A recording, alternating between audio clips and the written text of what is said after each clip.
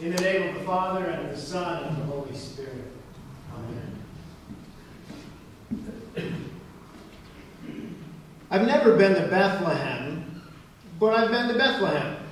In 1988, I went on a pilgrimage. I was part of a delegation from the Diocese of Chicago to Central America. We spent a week in El Salvador. And back in 1988, in El Salvador, there was a civil war going on in that country. The right-wing government was battling a leftist insurgency. And the right-wing government was propped up by U.S. tax dollars. We visited a refugee camp, and the people were very glad to see us. For one thing, our presence would guarantee their safety, at least for a while.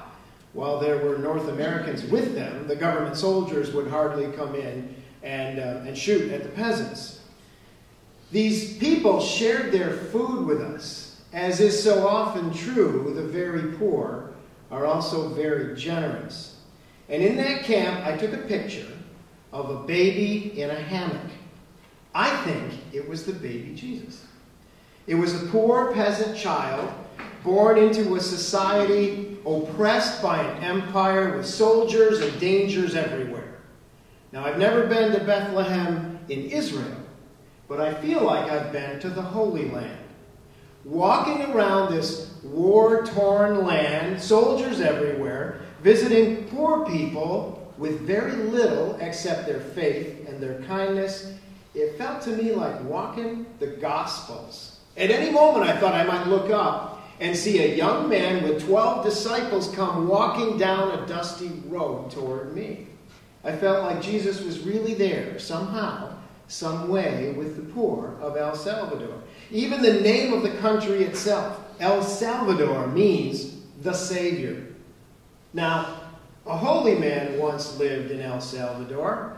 He was a bishop. His name was Oscar Romero. 8 years before I went to El Salvador, he had been executed, assassinated by a right-wing death squad in a small chapel while he was celebrating the Eucharist for some nuns. Now, a few months before his execution, Bishop Romero gave his last, although he didn't know it, Christmas sermon. And in that sermon, he said something I always think about when I look at this picture of the Salvadoran baby. He said this: "We must not seek the child Jesus in the pretty figures of our Christmas cribs. We must seek him among the undernourished children who have gone to bed tonight without eating, among the poor newsboys who sleep covered with newspapers in doorways."